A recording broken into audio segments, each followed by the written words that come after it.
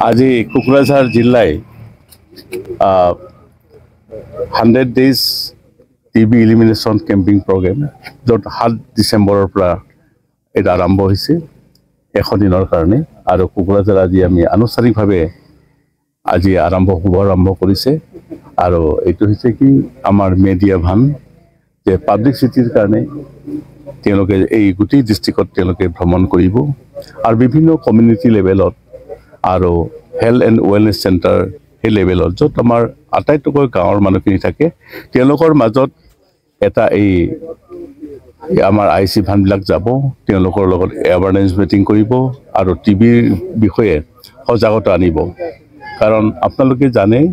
যে সমগ্ৰ ভাৰতবৰ্ষ আমি 2025 চনত টিবি ইলিমিনেশ্যন কৰাৰ এটা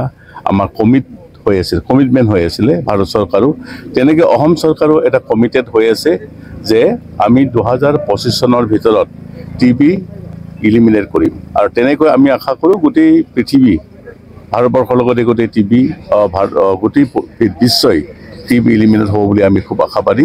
আৰু তাৰ কাৰণে বিভিন্ন ধৰণৰ কাৰ্য ব্যৱস্থা চৰকাৰে লৈছে যেনেকৈ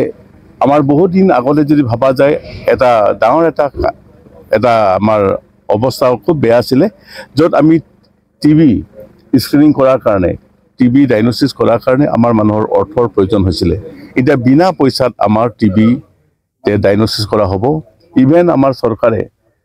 হাতত লৈছে যে ইভেন এক্সৰে বুকুৰ এক্সৰে এখন টিবিৰ কাৰণে এটা খুব মূল্যৱান এটা ডায়গনষ্টিক এটা টুল হয় আৰু সেইটো বিনা পইচাত টিবিৰ কাৰণে চেষ্ট এক্সৰে কৰিব আৰু আমাৰ বিভিন্ন ধৰণৰ যিবিলাক ৰুটিন চলি থাকে স্পুটাম স্মিয়াৰ বা আমাৰ হেৰি থাকে আমাৰ হেৰি নিউক্লিয়াৰ এম্প্লিফাইং ডায়গনচিছ চিষ্টেম সেইটো চিষ্টেমতো আমাৰ ডায়গনচিছ কৰি থাকে গতিকে তেনেকৈ আমাৰ টিবি নিশ্চয় আমি ইলিমিনেশ্যন আমি কৰিব পাৰিম গতিকে যদি ৰাইজে সজাগ হ'ব লাগিব আৰু এইটো ক্ষেত্ৰত চৰকাৰে এবাৰ খুব জোৰ দিছে যে আমি প্ৰাইভেট ইনষ্টিটিউশ্যন বা কিছুমান NGOকো আমি তাত ইনভলভ কৰাব লাগে যাতে প্ৰত্যেকেই যাতে টিবি ইলিমিনেশ্যন সহায় কৰিব পাৰে টিবি ইলিমিনেশ্যন অকল হেল্থ ডিপাৰ্টমেণ্ট নহয় আমাৰ এইবাৰ এই প্ৰচেষ্টাত আমাৰ হাতত আছে যে অইন লাইনিং ডিপাৰ্টমেণ্ট যেনেকৈ আমাৰ এডুকেশ্যন বা ছ'চিয়েল ৱেলফেয়াৰ বা